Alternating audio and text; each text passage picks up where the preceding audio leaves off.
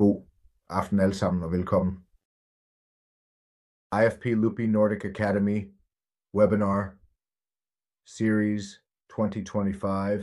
Vores første webinar for dette. Hvor dejligt, hvor fedt. For eksempel sidste år havde vi faktisk næsten 1000 deltagere under disse webinars. Selvfølgelig ikke 1000 forskellige personer, såsom, men stadig. Det er et ret pænt antal, og i løbet af dette år lad os dobbelt det. Okay. Men for hvad vi er her for i dag, det er, vi skal tale om hypertrophy. Blueprint, videnskabsbaserede strategier for muskelopbygning. Og venligst bemærk, hvis du ikke har brugt Zoom før, eller hvis du ikke har været på vores uddannelseskurser eller vores seneste webinars. Du kan vælge venligst oversættelsen af min tale til dit eget sprog. Bare klik der. Knappen flere 3 prikker, og der kan du vælge underteksterne og sætte det på dit eget sprog. Og venligst bemærk, at dette webinar vil blive optaget, og du kan se dette senere. Og du vil også få webinarens undervisningsmateriale i PDF-format efter dette. Men venligst, hvis du har nogle spørgsmål under webinaret, brug den chat-funktion. Skriv spørgsmål derinde. Og det er sådan, vi kan lære endnu mere. Og bare kort om, hvad IFBB Nordic Academy er. Vi er den førende autoritet inden for fitness og bodybuilding uddannelse i Norden og videre. Og vores mål er at tilbyde de nyeste og mest opdaterede, evidensbaserede coaching programmer for atleter, trænere og især inden for bodybuilding, fysik, sportssammenhæng. Og nu er dette vores 3. år. Og vores 2. år, mens vi er i denne nordiske kontekst. Og hvis nogen ikke ved, hvem jeg er, så hedder jeg Ville Isola. Jeg er grundlæggeren af IFBB Nordic Academy. Også generalsekretær for IFBB Coaches Commission. Min opgave det er at udvikle den verdensomspændende coachinguddannelse i IFBB. Og jeg har været 10 år som administrerende leder af den finske fitness sportsforening. Og jeg laver min Ph.D.-kandidat og skriver min afhandling. Nu fordi jeg lige er begyndt at skrive min afhandling. Så jeg skal kun lave mit afsluttende arbejde, og så bliver jeg læge. Det før jul i år. Okay, men jeg vil gerne vide, hvor du kommer fra. Skriv venligst i chatten. Hvor kommer du fra? Så vi kan alle se, at der er folk over hele verden, der helt sikkert faktisk er til stede. Og det er sådan, du kan. Og Filippinerne, Katar, dejligt. Virkelig dejligt Estland. Ja, Danmark. Rumænien. Finland. Holland, Finland. Dejligt. Som du kan se. Selv der har vi mange forskellige nationaliteter. Og det er den bedste del af disse webinarer. bare hold venligst. Du kan skrive det i chatten, og det er også sådan, du prøver, hvordan chatfunktionen fungerer. Så når du har et spørgsmål, er det lettere for dig at spørge. Okay, men omtrent skal vi tale om 1,5 time i dag, eller det afhænger af, hvordan maksimalt i 1,5 time. Hvis mange spørgsmål, så skal vi afslutte klokken 9:30 p.m. finsk tid. Jeg håber, I har masser af spørgsmål. Okay? Hvad skal du lære? Jeg håber, at du ved slutningen af dette webinar, du vil forstå de vigtigste søjler, muskelhypertrofi og hvordan de interagerer. For at påvirke muskelvækst og også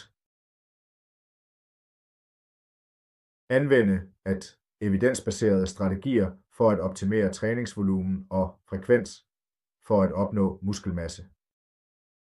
Og tage individuelle faktorer i betragtning som køn og træningsstatus.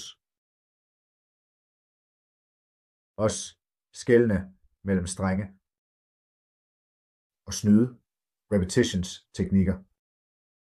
Og vurdere den passende strategi, anvendelse for hver i hypertrofi træningsprogrammet. Og også vurdere rollen af træning til udmattelse og gentagelser i reserve i enkelt sæt og multisæt modstandstræningsrutiner. Og træffe informerede beslutninger om indsatsstyring og også øvelsesvalget, gentagelser, tempo, hvileperioder. Og er sådan, du forstår, hvordan man udvikler en periodiseret hypertrofisk træningsplan, som inkorporerer volumen, teknik og indsatsstyringsstrategier. For langsigtet, bæredygtig og vedvarende muskelvækst, sund, disse objekter er direkte fra de studier, der er blevet offentliggjort i løbet af det sidste år og i år. Jeg har samlet alle de nyeste studier om hypertrofi, og det er sådan, og vi skal tale om dem. Så modstandstræningsvariabler, det er objektet til dette webinar, kort sagt. Men del venligst din webinaroplevelse på sociale medier. Tag billeder. Tag videoer af dit setup, og hvis du deler, så tag os venligst, så vi kan gendele det igen. Men føl dig fri til at tage billeder og del også dem på sociale medier.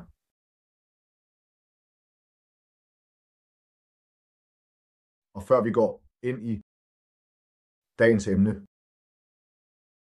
jeg vil gerne introducere vores kommende webinar i løbet af dette år. Så i februar skal vi tale om cardio, og hvordan man maksimerer fedttab uden at ofre muskelmassen. Og i marts er det et virkelig interessant emne, den AI-drevne fysiske coaching, hvordan kunstig intelligens vil hjælpe dig med at optimere træning og ernæring, og også i konteksten af, hvordan det hjælper atleter eller trænere. Og i april vil vi have den ultimative guide til at skære ned, hvad der er vigtigt. Strategier til at få en scene klar, fysik, Og i maj skal vi tale om de psykologiske aspekter af coaching, motivation, mental sejhed. Og i juni om restitutionsprotokoller, søvn, ernæring og aktive restitutionsmetoder. Og juli sportskosttilskud. August. Hvad skal man gøre, når træningen eller udviklingen stagnerer? Og også om de avancerede træningsteknikker i fitnesscentret. Og i løbet af september individualiseret programdesign. Hvad der er vigtigt. Og oktober. Også om træningen. Og november virkelig interessante posering, perfektion, strategier til at dominere staterne. Og december. Målsætning og strategisk planlægning for succes i 2026. Virkelig interessant pensum. I løbet af dette år, de bemærk venligst, at alle rettigheder er forbeholdt. Men der kunne være en lille smule ændring, men jeg håber, at der ikke vil være en stadig.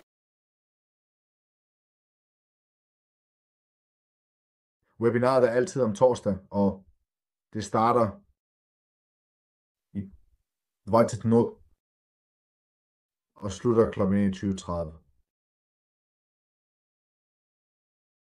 Så vi er nu startet cirka 30 minutter før end normalt i de næste webinarer. Er der nogen spørgsmål til dette? Normalt. De næste webinarer.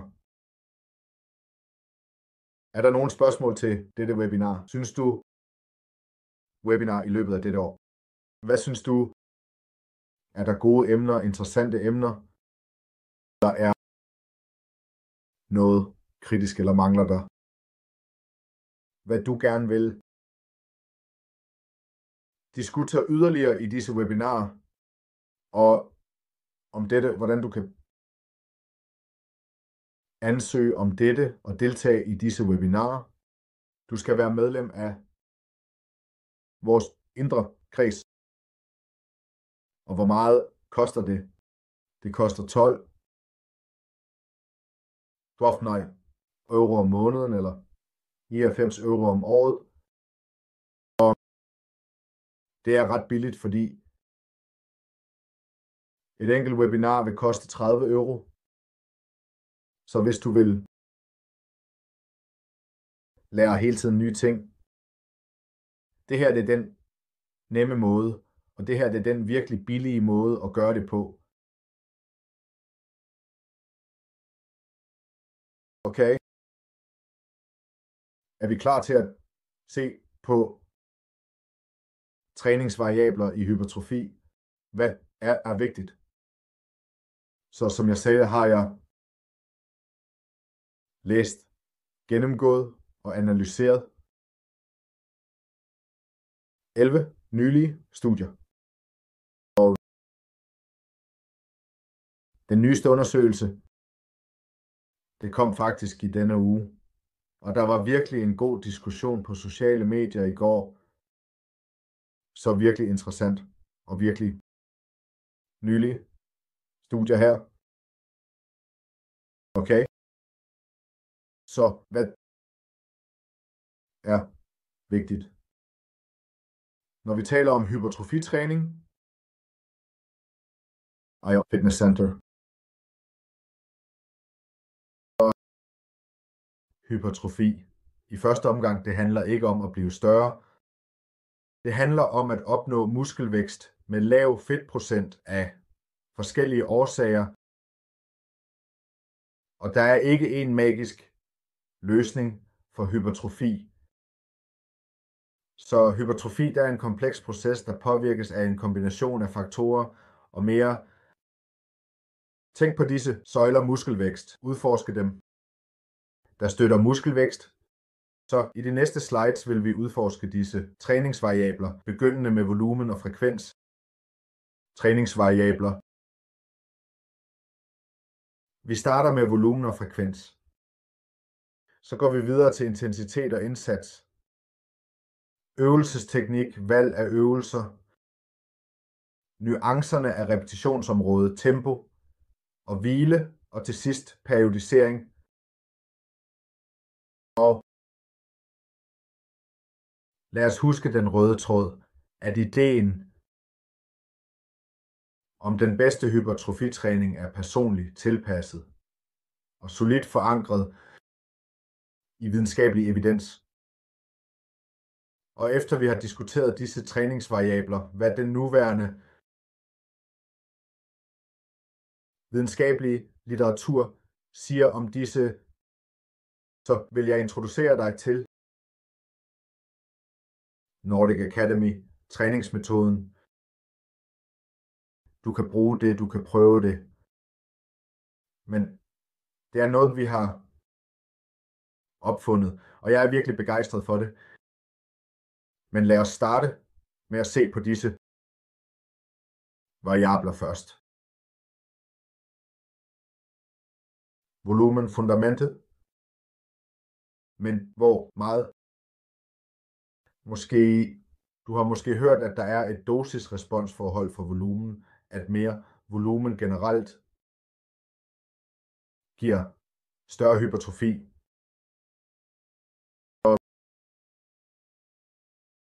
Det er blevet rapporteret og sagt allerede i flere studier, at det er kritisk at balancere stimuleringen med restitution, når vi taler om volumen, og du kan beregne, og vi beregner volumen ved at multiplicere sæt og gentagelser og vægt, eller det er bedre at sige belastning. Så i praksis, sæt per muskelgruppe per uge, det er volumen. Og for at være mere specifik, arbejdssæt for muskelgruppe per uge, det er de sæt, hvad du skal regne med i beregning af volumen. Den generelle anbefaling er, at du bør sigte efter 20-30 sæt per muskelgruppe per uge, og det der helt stor anbefaling. Tænk på det som 20 sæt for skuldrene, og det anbefales ikke at gøre i en træning. Du bør dele de 20 sæt op i mindst 2 forskellige træninger, mindst. Men det er den generelle anbefaling lige nu. Men ja, mere altid bedre. Og gælder dette for alle? Lad os udforske. Men først her er denne Pellert et al. Det er der, som viser, at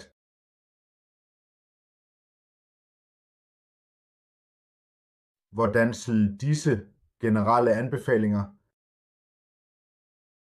er blevet født såkaldt.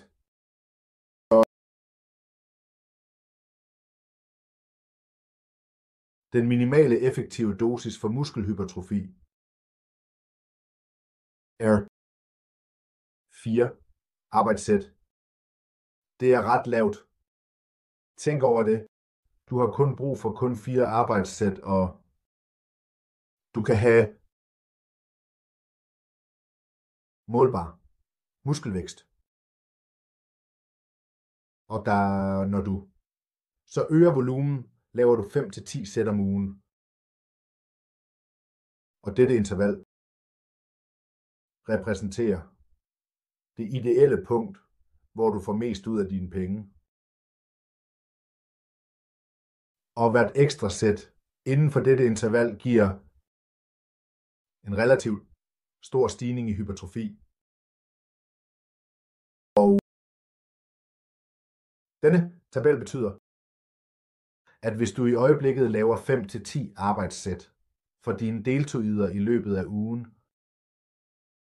Og hvis du vil at have været udvikling, deltøjder, læg 6 sæt, deltøjder, skal du tilføje cirka 6 sæt, at du vil opdage nogen yderligere hypertrofi i dine deltoider.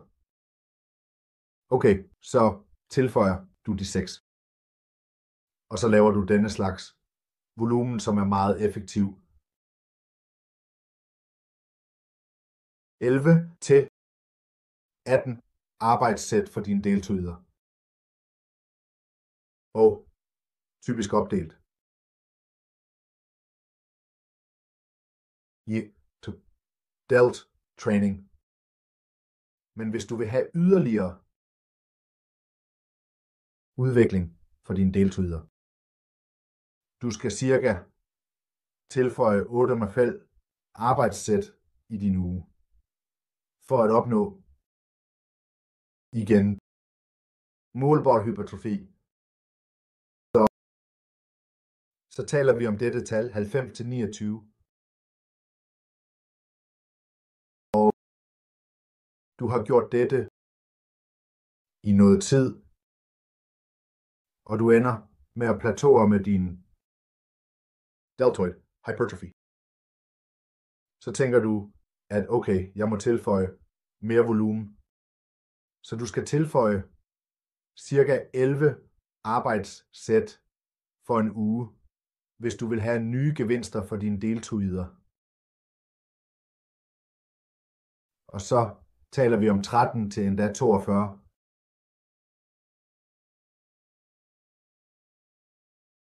Selv da, når du vil have mere og mere, skal du tilføje mere, så du kan se, hvor det her fører hen.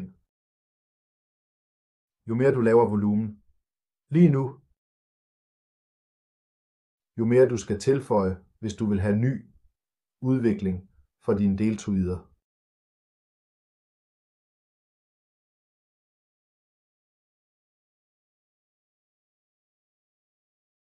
Og der er et godt spørgsmål. I chatten vil besvare det lidt senere. Men venligst bemærk, at det du skal tage med herfra er, at mere volumen generelt fører til mere vækst. Men vækstraten aftager faktisk også, jo mere du gør. Så dette forstå vis konceptet om aftagende udbytte. Og selvfølgelig, disse dag er ikke nødvendigvis helt sande for dig. Der er en individuel variation, og sandheden eller det optimale volumen for dig kan være et eller andet sted mellem disse tal. Men lad os se lidt nærmere på det. Vi har meget nylige studier om volumen hos forskellige køn og meget mere. Først mænd og trænede mænd. Indse, at det er vigtigt, at volumen aldrig er et fast tal. Selvom studierne faktisk siger, at dette er anbefalingen. Konteksten er nøglen, og træningsfrekvensen er afgørende, fordi målet er at træne hver muskel mindst 2 gange om ugen.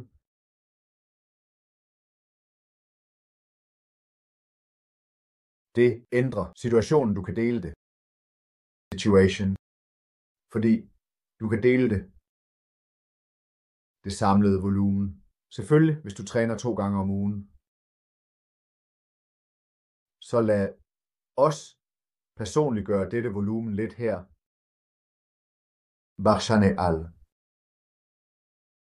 Studiet af trænede mænd viste, at det at opretholde det tidligere volumen omkring 12 sæt i deres studie kan være meget effektivt, endda optimalt for styrke. Og når de tilføjede mere volumen, betød det ikke automatisk mere muskel for disse trænede mænd. Og de havde 3 grupper i denne undersøgelse. Denne kontrolgruppe, som slet ikke tilføjede volumen, de forblev bare og fortsatte med at lave 12 arbejdssæt for muskelgrupper. Og så har de denne G30 gruppe, så de tilføjer 30% volumen og gæste. Gruppe, som tilføjer 60% af volumen og er baseret på denne undersøgelse. Når vi ser på denne graf her, muskeltykkelsen og fedtfri masse, korrelation. Selvfølgelig, der er en korrelation. Det er logisk, at når din fedtfri masse stiger, så stiger også din muskeltykkelse. Fordi det meste af den fedtfri masse er dette muskeltykkelse. Men om dette volumen, det viste det. Denne 60-gruppe her, dette stort grønt tal.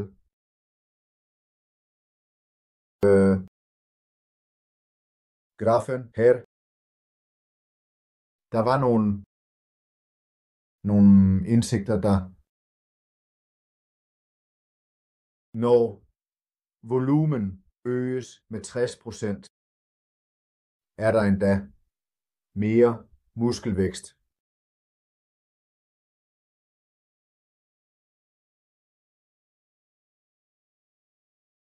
Men det var faktisk ikke det lige eller klart resultat. Og den vigtigste besked for denne undersøgelse er, at for disse trænede mænd, når de opretholdt volumen omkring 12 sæt, de stadig har god udvikling. Og det var endda optimalt for styrke. Hvad med trænede kvinder, og er den nylige studie. Jeg opdagede dette i går fra sociale medier. Så her, der var 3 grupper her også, såkaldte kontrolgruppe, der holdt volumen det samme. Også 2SG og 4SG grupper. Og denne 2SG gruppe har her gradvist stigende volumen, men ikke så aggressivt som 4SG gruppe.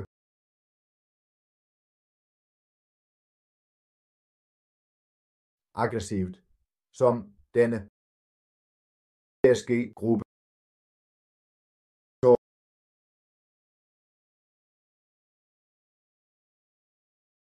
Og ja, de 4 sæt. Så denne 4SG gruppe tilføjede 4 sæt hver uge. Nej, undskyld. Hver anden uge. Ja, som du kan se her i grafen. Og denne anden gruppe havde 2 arbejdsserier hver anden uge. Så hvad skete der?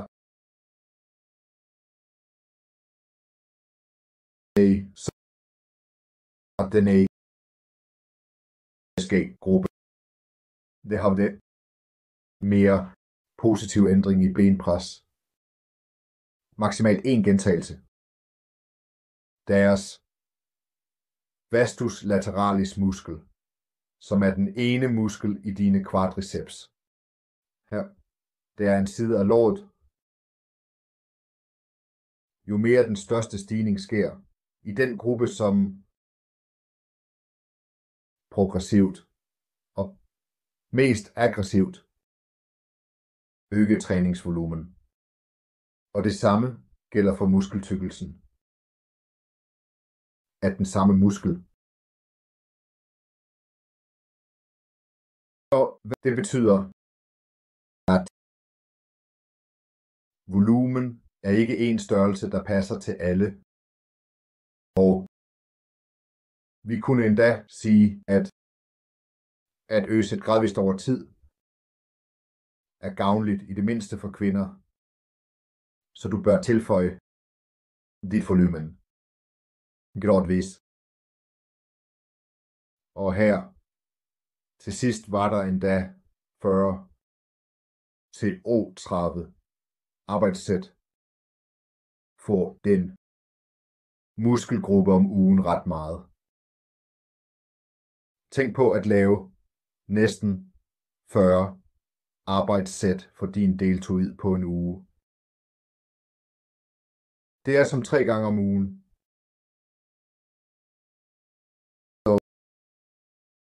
Men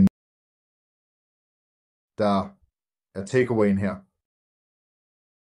Hvis du har manglende kropsdele som dine ben eller dine baller, og nu taler vi om kvinder, så bør du progressivt tilføje mere volumen til din træning, og du ender sandsynligvis med at øge mere styrke og mere muskelstørrelse i den muskel, hvor du er. Dette aggressivt øger volumen. Men det er ikke nødvendigvis det samme med mændene. Og jeg synes, det her det er et logisk resultat, fordi hvad jeg har set i fitnesscentret typisk, kvinder, de restituerer lidt hurtigere end mænd. De er endda, selv jeg kan sige, at kvinder er bedre trænere, undskyld folkens, men det er lige de kan håndtere mere. De restituerer bedre. Og så i den sammenhæng, når vi rationaliserer dette, det er rimeligt, at med kvindelige atleter bør du øge volumen mere aggressivt.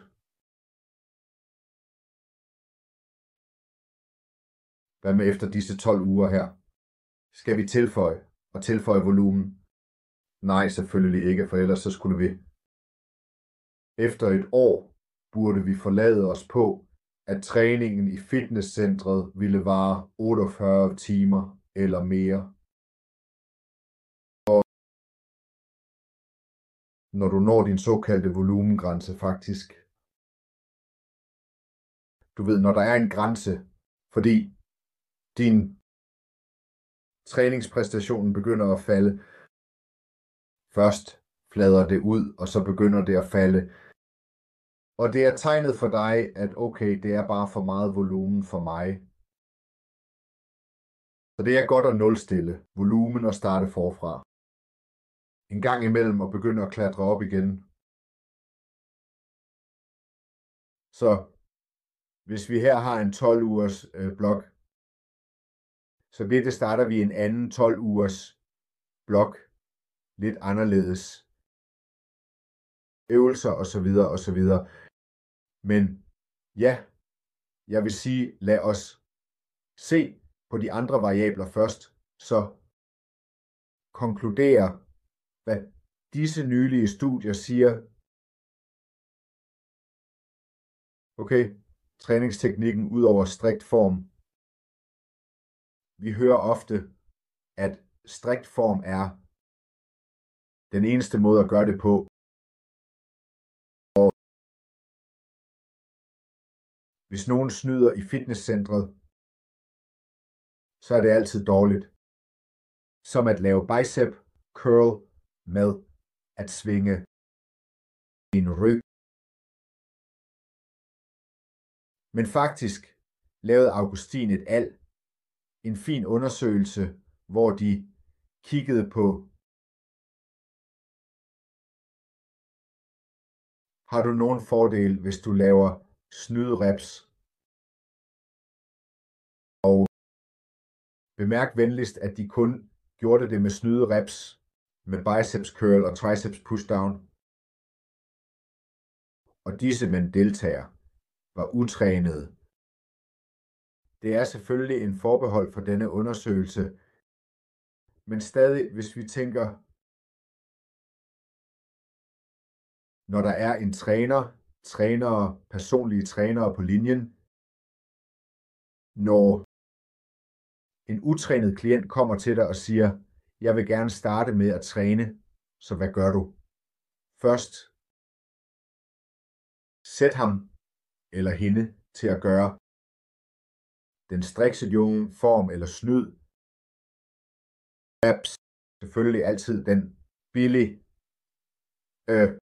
Strix form, korrekt form. Der er også en risiko for skader. Men okay, er de snydde volumen, er snyd reps så dårlige, som vi har troet? Og de her fyre fra Augustin et al.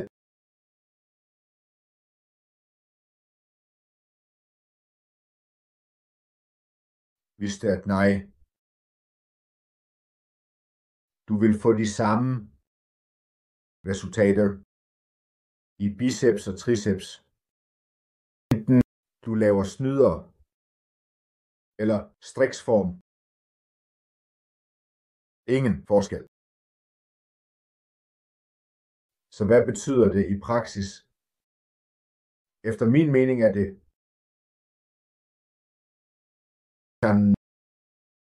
en gang imellem kan du bruge disse snyd reps i din træning. Det er måden at bruge lidt mere vægt, selvfølgelig. Og især hvis det forbedrer din selvværd, for eksempel, ja, jeg kan tage lidt mere vægt på bicep curl, mere end den anden fyr i fitnesscentret. Det er ikke så slemt. Men husk stadig selvfølgelig, skaderisikoen er åbenlys, selvfølgelig, men stadig og hvornår, især når du træner med din klient, og du vil give årets træning og eller omvendt, eller den hårdeste eller sværeste træning nogensinde, så kan du sætte lidt for meget vægt på, og det betyder ikke noget, hvis nogle gentagelser er snyde gentagelser. Men jeg må sige, at husk, dette handlede kun om triceps og biceps. Vi har brug for flere studier. Er det samme med for ligesom benmuskler?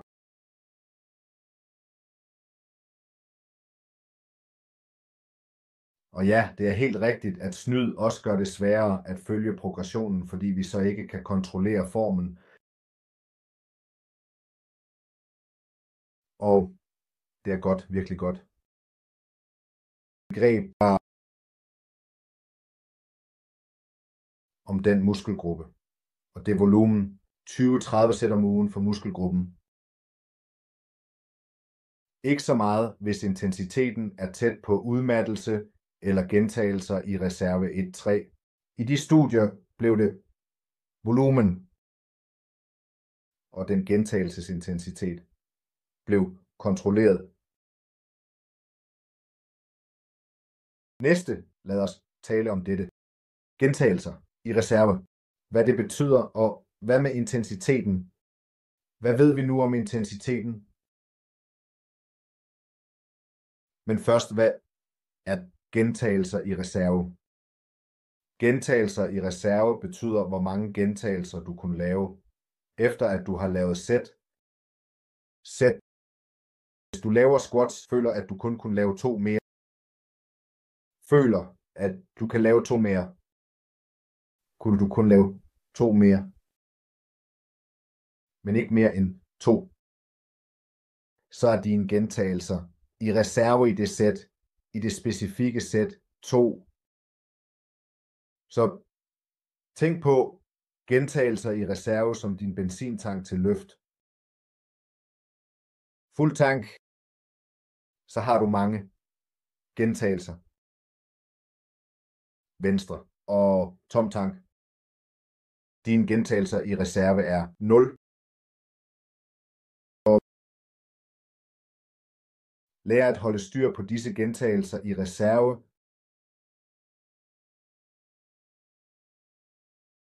Hvis du udfører flere gentagelser ved den samme belastning og de samme gentagelser i reserve, så er det beskeden til dig om at øge belastningen.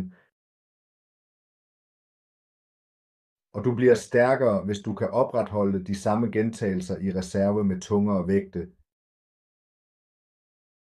Så det er godt måde at kontrollere intensiteten af sæt og bare kontrollere de gentagelser.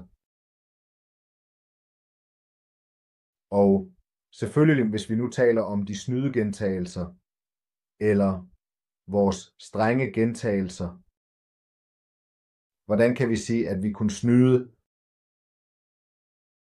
5 gentagelser mere efter dette? Så lad være med at blive ikke forvirret over det i denne sammenhæng. Forstå, at snydende og strenge form, det er ligesom det snyd, tror jeg, er den avancerede træningsteknik, noget du kan bruge at give lidt krydderi og give en lille fin ny variation til træningen. Så okay, vi ved nu, hvad gentagelser i reserve er. Lad os gå efter intensiteten og indsatsen, fordi, og jeg tror, at det her, det er et af mine yndlingsemner inden for modstandstræning. Lige nu, jeg hævder det, vi ville have masser af potentiale i denne træningsintensitet. Og hvis vi går i fitnesscentret og ser på, hvordan folk generelt træner, de sveder endda ikke. Det kaldes såkaldt Instagram-træning. De tager bare flotte billeder. En af mine klienter for nogle år siden sagde, at han ikke kan komme tæt på udmattelse i fitnesscentret, fordi det giver hende rynker i ansigtet, hvis hun skal klemme sådan her. Hvis hun skal klemme sådan her, så det giver rynker. Så vi kunne have bedre atleter, vi kunne også have bedre trænende og mere udvikling, hvis vi lærer at træne med høj intensitet nok. Okay, men her, hvad handler den seneste undersøgelse om dette? Erman Enyadal undersøgte enkelt sæt. De lavede kun ét sæt i det træningsprogram på specifik muskelgruppe, og de sammenlignede, hvis vi laver enkelt sæt, er det mere gavnligt at gøre til udmattelse. Så gentagelser i reserve 0, eller er det mere gavnligt at efterlade 2 gentagelser i tanken, så gentagelser i reserve 2.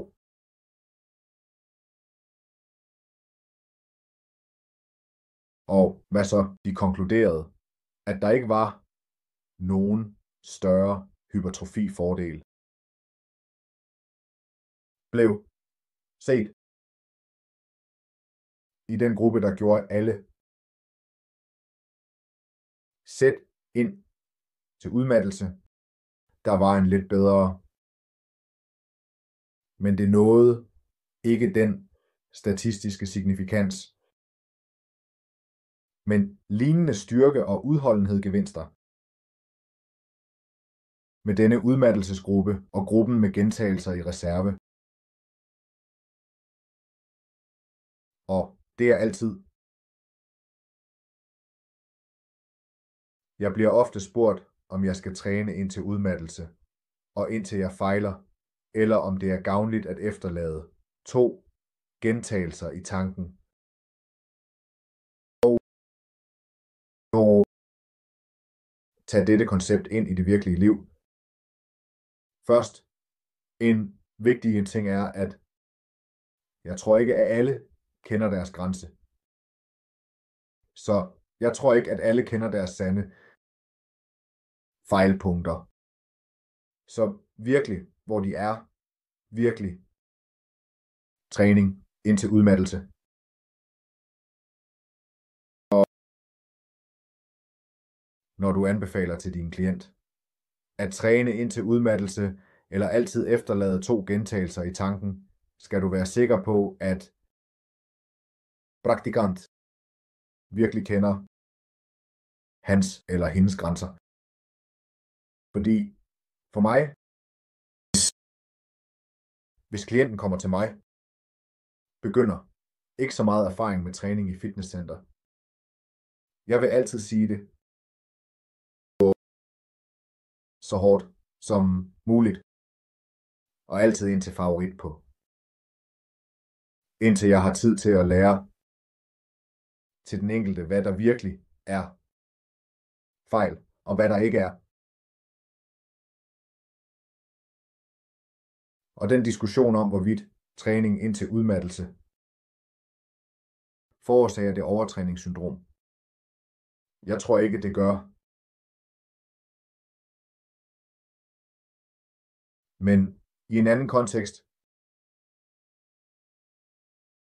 det er, og jeg tror, at dette er godt med det erfarne, trænende, som virkelig kender deres grænser, og som virkelig ved det. Hvilket er ægte udmattelse, og hvad der ikke er. Så for de fyre og for de trænende, jeg anbefaler at efterlade 2 gentagelser i reserve baseret på denne undersøgelse, og baseret på de seneste undersøgelser om dette, fordi mere og mere er der en undersøgelse, der viser, at det ikke betyder noget, om du træner til udmattelse, eller om du efterlader 1 eller 2 gentagelser i reserve. Du vil få det samme respons i samme hypertrofi-sammenhæng. Og for erfarne atleter er der fordel ved at efterlade en par eller 2 gentagelser i tanken. Så kan du træne oftere. Så kan du have det oftere. Muscle protein syntese signal. Så udviklingen på lang sigt er bedre.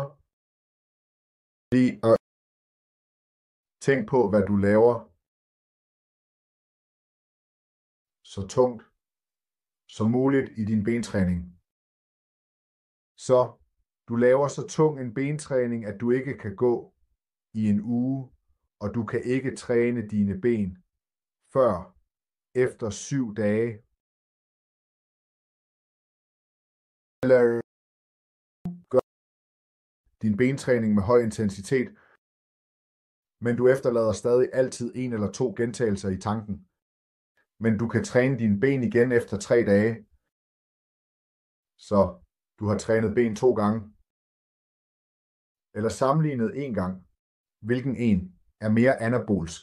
Hvilken en udvikler dine muskler mere?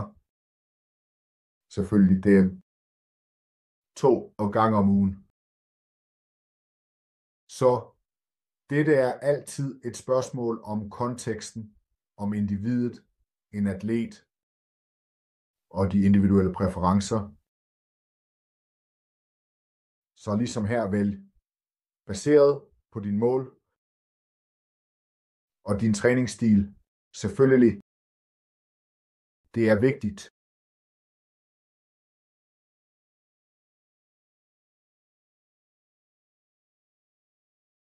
Er der nogen undersøgelse, der sammenligner, hvor meget mere volumen, der kan laves med gentagelser i reserve 2-3 end til fuld udmattelse? Ja, det er et godt spørgsmål, og jeg kan ikke huske at have set den slags undersøgelse, som virkelig viser, at forskel eller fordel. Jeg tror, vi ikke er der endnu. Fordi vi skal undersøge og forstå det, er der virkelig forskel. Og når vi er sikre på, at der ikke er, så begynder vi at lave den slags sammenligninger. Hvor meget vi kan gøre mere. Men selvfølgelig kan du naturligvis prøve det i praksis. Og selvfølgelig dette. Jeg siger ikke, at du aldrig skal træne dine ben på den måde, at du ikke går i en uge, og du kan træne dem næste gang indtil 7 dage. Der er plads og tid til den slags træning også selv. Og glem venligst ikke. Den slags træning vil lære dig om dine grænser og lære dig at træne med høje intentioner. Ja, der er et godt tidspunkt og sted til det. Så typisk har jeg, hvis vi ser på fysikatleten, 2 års træning, program. Hvad sker der i 2 år for en atlet, der konkurrerer mindst 1 gang? Der er mindst en blok, 12 ugers blok, hvor atleten træner. Det er virkelig grundlæggende pro-split-stil. Og det er målet at prøve at finde grænserne i en anden træningssession. Og det her fremhæver bare det. Vær ikke så skiftende i dit sind med disse videnskabelige eller evidensbaserede anbefalinger. Hvis studiet siger, at der ikke er nogen forskel, kan jeg bruge dem begge. Jeg kan bruge begge og få samme optimale resultat. Variansen er virkelig god. Jeg kan bruge dem begge, og jeg kan få det samme, det optimale resultat. Fordi variansen er virkelig god i det store billede. Men om dette studie, dette handlingsstudiet, hvor det Kerman Study, ja, de konkluderede, at hvis du kun laver et sæt, så en lidt bedre at lave hvert sæt til udmattelse, og du får de bedste hypertrofi resultater.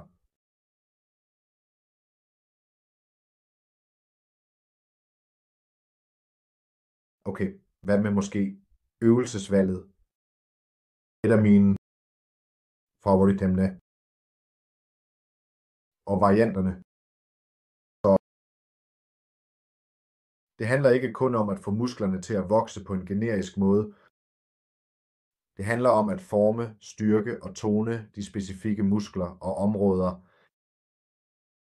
Så konceptet om regional hypertrofi. De forskellige øvelser kan målrette forskellige dele af den samme muskel og som en masse, som vores quadriceps illustrerer dette perfekt.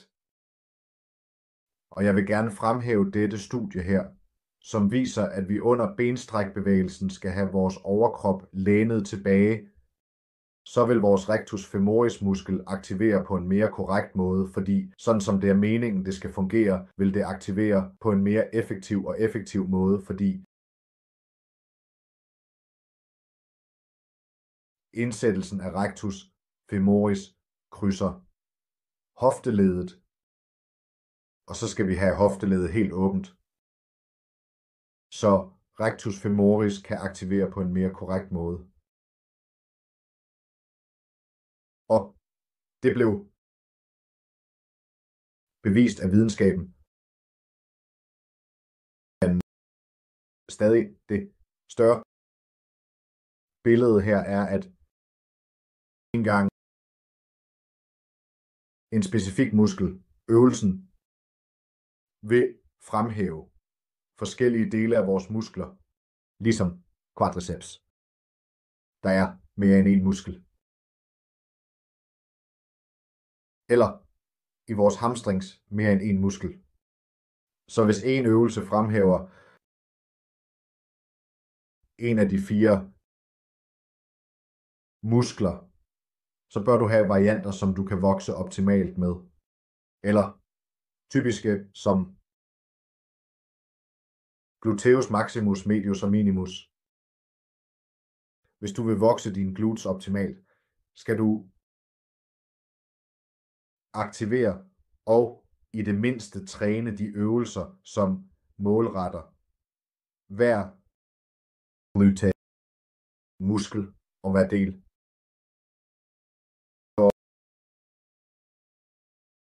Ja, det her, det er, hvad vi har lært i løbet af dette år og allerede i 2023, men stadig. Og i det mindste, hvad vi har lært baseret på studier. Dette blev ikke vist før undersøgelsen det mindste. Beskeden var ikke så klar. Okay, hvad med gentagelserne? Område, tempo og hvile.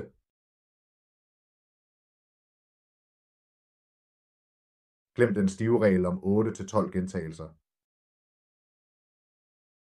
Selvom denne traditionelle 8-12 gentagelsesområde er effektiv, vores seneste undersøgelse, og faktisk er der en grund mere til dette. Kreatur, ting overhovedet, viser, at lav træning til udmattelse kan være lige så effektiv som høj-lav træning, så variationen er gavnlig. Gentagelsesområde.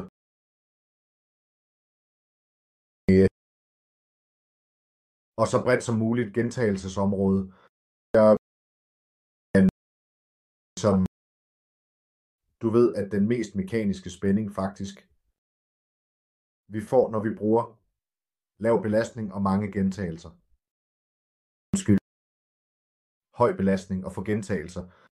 Store områder og få rejser. Men en gang skulle man også gøre det med store områder og få rejser. Og især de små dele.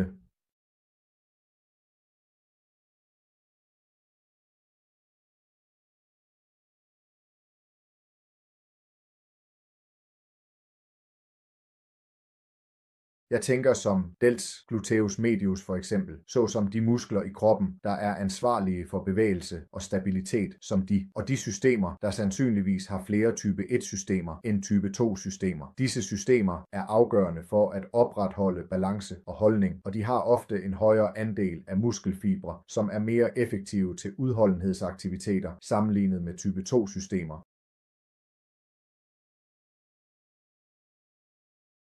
Okay, men ja, der er ikke noget sjovt ved disse rebaner, tempoer og afslutninger i år. Vi har stadig brug for mere forskning om tempoer. Vi ved nu, at når et repetitivt tempo er noget omkring 0,58 sekunder, så er det definitivt også noget, det påvirker ikke nødvendigvis hypertrofikonteksten. Men hvis en rep varer over 10 sekunder, så er det ikke så nyttigt i hypertrofikonteksten. Men der er brug for mere forskning om, hvad der er optimalt. Er det optimalt for koncentrisk arbejde, ekscentrisk arbejde osv.? Og det sidste synspunkt er periodisering. Hvordan gavner periodisering hypertrofi? Generelt er dette virkelig vigtigt i træningen. I træningen viser undersøgelser ret store resultater. Du får bedre restitution, når principperne for periodisering anvendes. Og det sidste synspunkt er periodisering. Hvordan gavner periodisering hypertrofi? Generelt er dette virkelig vigtigt i træningen. I træningen viser undersøgelser ret store resultater. Du får bedre restitution, når principperne for periodisering anvendes, fordi vi ikke bare kan øge volumen, som jeg sagde tidligere, ellers vil vi ikke kunne leve i kulden. Så det er det, vi grundlæggende har brug for langsigtet fremgang. Denne største del af evalueringen handler grundlæggende om hypertrofi.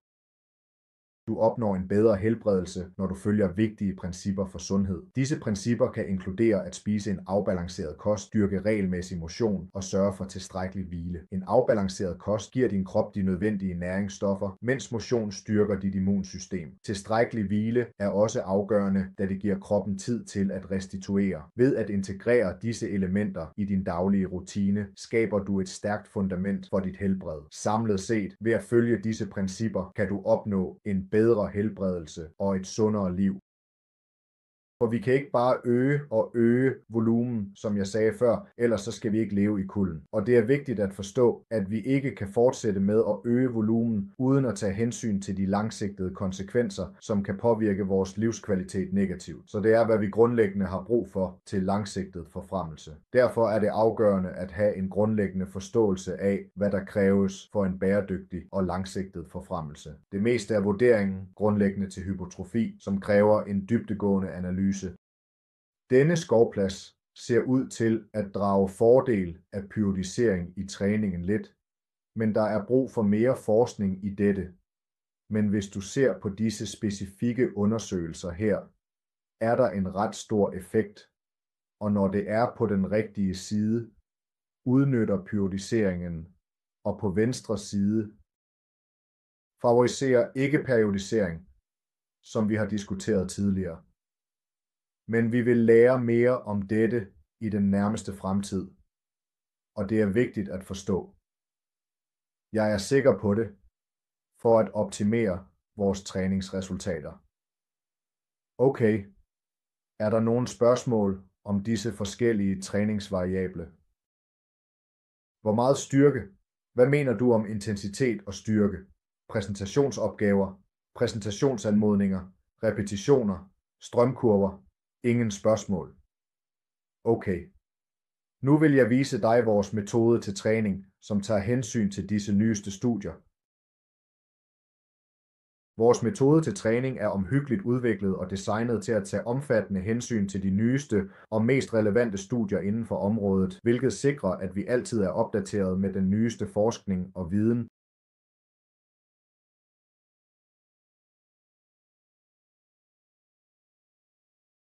Du taler i store træk. Er det i hver muskelgruppe? Ja, er det. Jeg kan ikke se, at der er en forskel. Med træning af lægge, biceps eller ben. Kun volumen, det optimale volumen, kan variere mellem dem.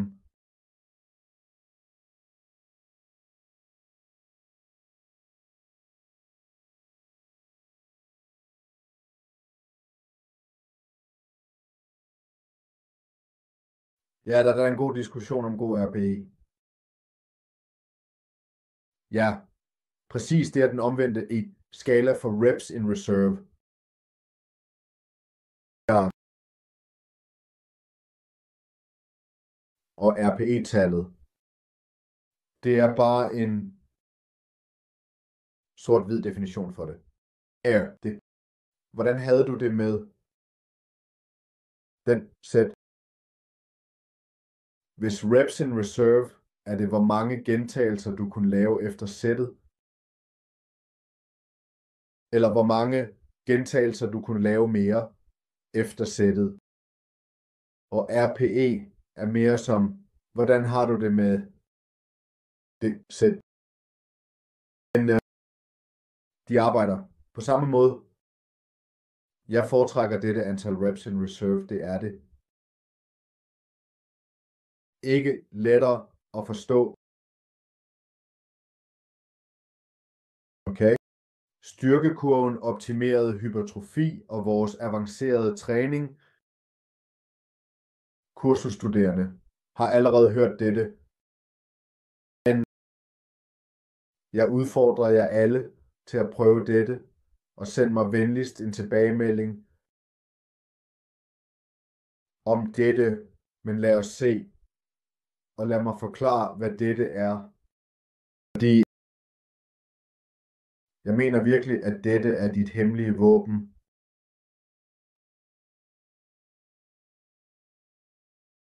Skille sig ud fra mængden i coaching feltet, personlig træning felt eller i atletikfeltet. Ja, her er introduktionen til denne slags traditionelle hypertrofitræning. Kan ofte være ret generisk, og nogen kunne endda sige, at det er ret kedeligt. 6-12 gentagelser, 3 sæt, og det er det. Næste arbejde. Næste øvelse, og så næste, når du laver 5 øvelser i en træning, det er 10 arbejdssæt i en træning, så går du hjem. Men hvad er dette? Den biomekanisk informerede metode fokuserer på 3 biomekaniske begreber. Styrke, kurve, længde, spænding, forhold og muskelfiberaktivering og krav. Eller recruitment. Ja, det er sådan, du udtaler det. Så ser de fundamentet, det teoretiske fundament, videnskaben bag metoden, og hvordan du gør det. Du starter med øvelse som fremhævelser eller fokus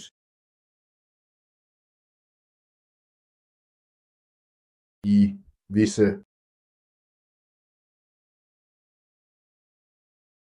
længden af musklen. Så i den slags øvelse, hvor musklen er helt forkortet, og der er øvelsen faktisk sværest for dine muskler. Den anden øvelse skal være den slags øvelse, som er den sværeste for den målrettede muskel i forlænget position.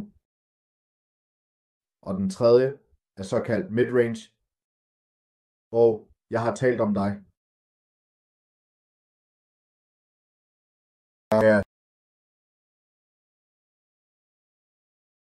Om dette, og jeg har trænet allerede som 5 år, 6 år alene, og jeg har prøvet dette i praxis.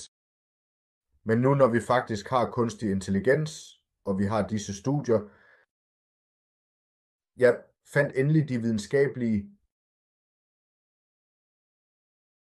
resultater til at bakke dette op. Så rationalet for dette er, at når du starter med den korte muskellængde, dette kaldes den såkaldte peak contraction primer øvelse. Og disse prætræthedsfibre er de mest aktive i et bestemt område. Og denne bestemte position er typisk den svagere position biomekanisk. Og vi sigter efter at udtrætte disse specifikke fibre og potentielt målrette forskellige områder af musklerne. af den specifikke muskel. Og tænk på den korte hoved af biceps under koncentrationsvækst. Den peak-kontraktion her inducerer også betydelig metabolisk stress, en nøglefaktor for hypertrofi. Vi bruger en lidt hurtigere koncentrisk tempo for at nå den peak-kontraktion, holder den i 1-2 sekunder, og så kontrollerer den ekscentriske del. Rækken kunne være lidt højere med dette, så 15 for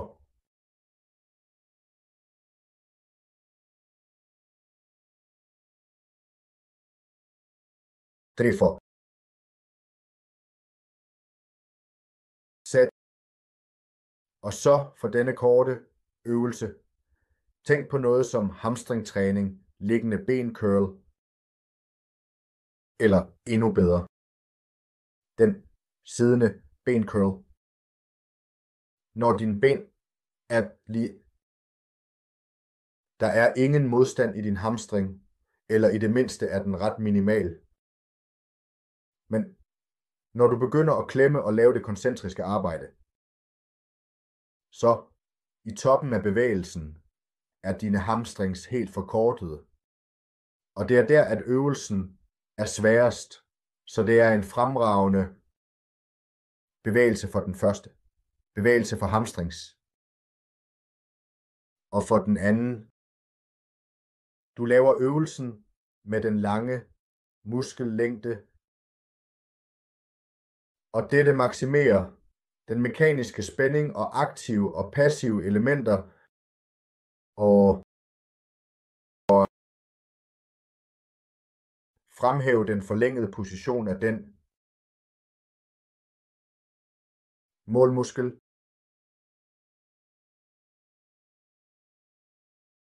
Denne fase har også potentiale til at målrette den distale del af musklen, hvilket bidrager til en mere afbalanceret fysik. For hamstring-øvelser, hvad kunne være de romanske dødløft? Det er virkelig, det er svært, når hamstrings er forlængede. Og du kan også bruge disse forlængede sektioner her ret godt. Og den tredje er denne fase 3, når du tager såkaldt midtintervallet. Og typisk der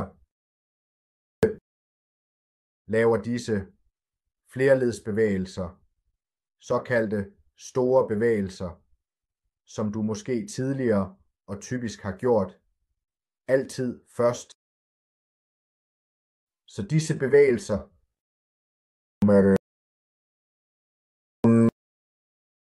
i tredjedel af din træning, og faktisk dem, som du har gjort først denne alternativ, og så den korte muskellængde, og så den lange muskellængde, og så burde der kunne være denne potentielle potentiering i musklerne, og det kunne aktivere den målrettede muskel endnu bedre.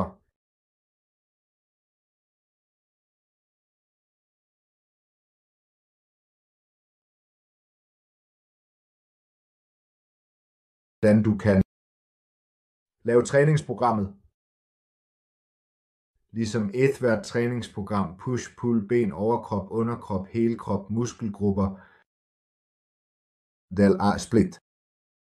Men hvad er fordelene? Også til dette.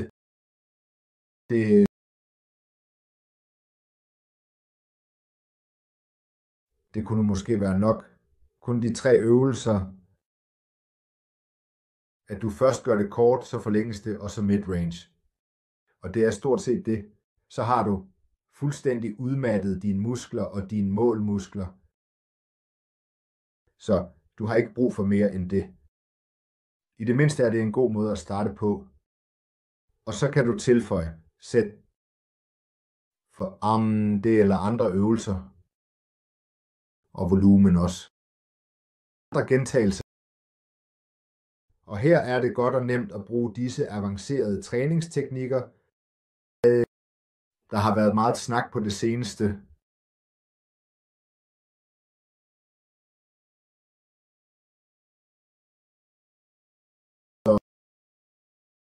I det mindste, hvilke studier, der støttede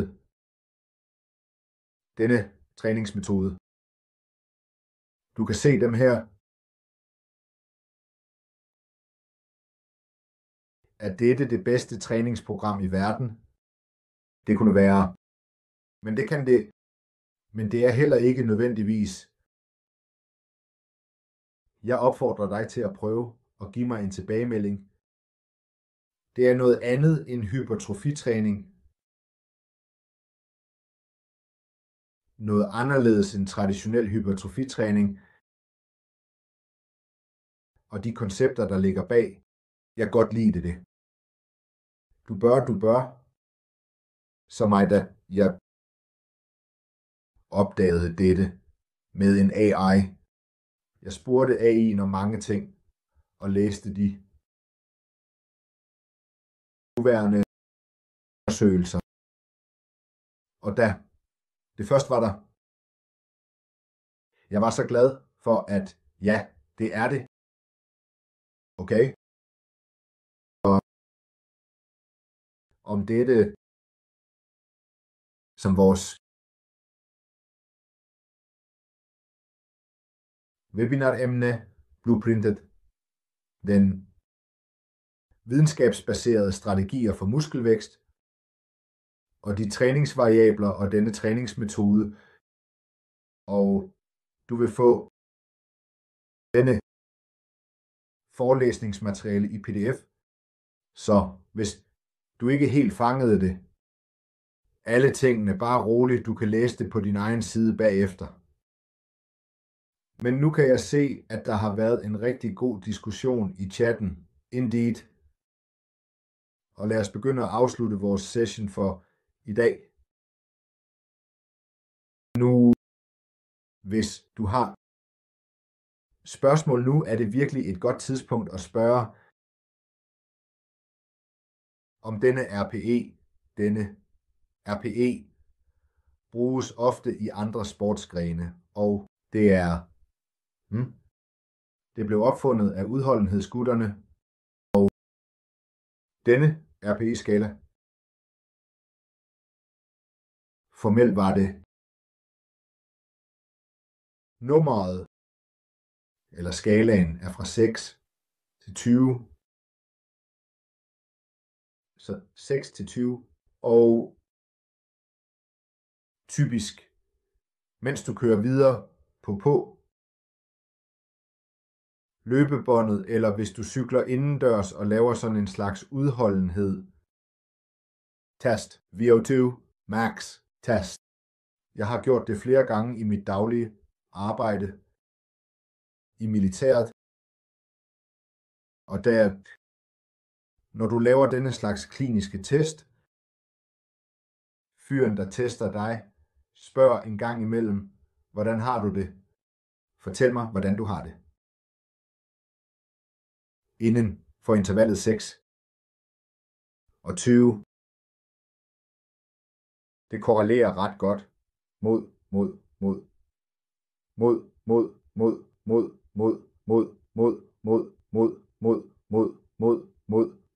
Så altså taler vi om 60 strand, mener jeg, at du hører om 12.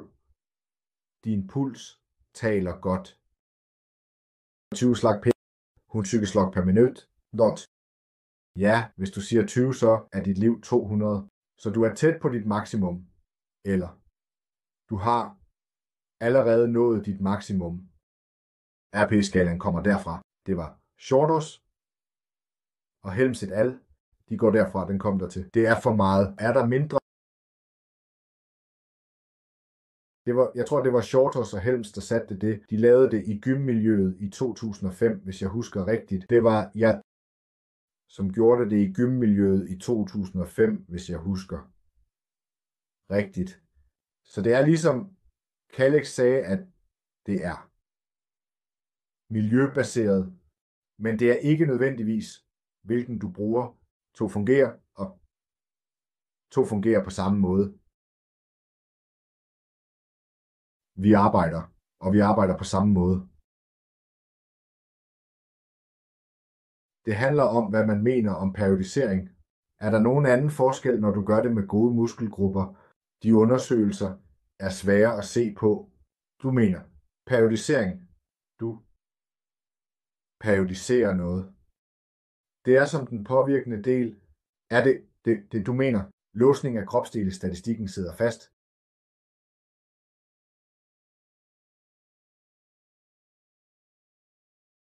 Ja. Det er virkelig et godt spørgsmål. Det er godt at huske, at hvis du har en svær del, for eksempel, den generelle følelse er, at hvad du føler først kommer omtrent, hvad du føler mest først for det meste.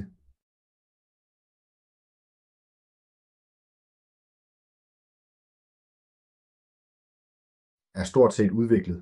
Så hvis du har nogle små detaljer, som folk normalt har brugt, og ham eller færdigheder, afhænger det. Så du bør altid starte træningen med de små detaljer, fordi så har du stort set energi. Det føles som om du er i et sanctuary, bringer energi ind i din krop. Størstedelen af besparelserne, og der er undersøgelser, der viser, at du virkelig kan se mulighederne, hvis du roterer og tager færre områder i din træning. Så han tager Black in Boris på.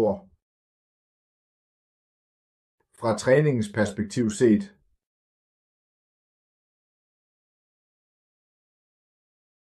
som jeg sagde, så er alle disse koncepter eller principper fra forskellige træningsmuligheder desværre i konflikt.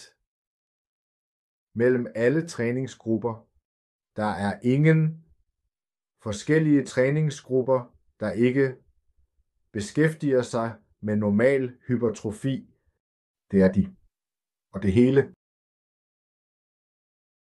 De fungerer, men muskelsystemet og forskelle kan påvirke. Vi skal vide det og træne og se, om træningen virkelig aktiverer. Ja, selvfølgelig skal vi vide, og vi skal komme til at træne og se, om det er en anderledes træning, der virkelig er aktiverende. Det er virkelig aktiverende. Denne enhedsvigtig muskel, som med andre ord enheden, kan vide, hvordan man træner denne specifikke træning på den rigtige, korrekte, fuldstændig og helt præcise måde, så kombinationerne af enhederne til denne hypertrofi 20-30 dannelse om ugen med den oprindelige træning. Jeg tror, at det er ret svært at sige, eller næsten at sige så meget. Men ja, på denne måde afsluttede vi vores tidligere introduktion. Så er området studie afsluttet. Men husk, at arbejdspladserne med 4 stykker var minoritetsfokuserede, og bemærk, at i styrkeprocessen, i det mindste for kvinder, og i træningen for kvinder, kan du bruge en anden form for styrkeproces. Metode til progressiv træning, ikke volumenprogression, men ville det være styrkeprogression, måske frekvens, der er der ret store perspektiver på, at det altid er bedre at træne 2 gange om ugen, end 1 gang om ugen. Men efter det, som jeg sagde, betyder det ikke, at man aldrig kan lave en detaljeret splittræning. Der er også tid og sted til det, som jeg nævnte med hensyn til undersøgelsen. Reservationstræning 2 er en praktisk og gennemførlig tilgang for mange. Når det kommer til træning, kan det tilbyde lidt om hypertrofi, men det er ikke vigtigt for alle mål. Og det er anderledes, når man tænker på hypertrofitræning de sidste 30 år, eller i det mindste de sidste 10 år. Vi har lært, at vi ikke behøver at træne specifikt for at opnå. Ja, det er anderledes. Når man tænker på hypertrofitræning de sidste 30 år, eller i det mindste de sidste 10 år, vi har lært, at vi kan træne for optimal hypertrofi. Brug G-Trap til avanceret træning. Resultaterne er optimal hypertrofi. Definer stærk design og brug disse G-Trap til strategisk træning og avancerede træningsteknikker. Husk variationerne og forskellige øvelser, som betyder forskellige muskelområder. Planlæg denne periodisering på lang sigt og strategisk og balanceret overvej, hvordan den vokser mellem de forskellige muskelgrupper, den volumen. Kan du selvfølgelig ikke øge mellem 30 forskellige muskelgrupper, for ellers varer disse træningsprogrammer 3 timer. Start med at lave tal i Excel for langsigtet planlægning. Juster planen efter dine svar og resultater. Ja, husk, at du skal fortsætte med at justere planen baseret på dine individuelle svar og de udviklende resultater. Det betyder ikke, at disse er enkeltstående tal her. Det betyder ikke, at disse er store tal her. At du kun skal håndtere disse. Og også, der er altid den private faktor i sammenhængen af enhver situation. Tak for takken, og tak for en god samtale. Jeg håber, at du får noget nyt. Jeg håber, at du får noget, der det giver dig lidt selvværdi at øve det. Du har trænet. Ja, vær så god, giv os svaret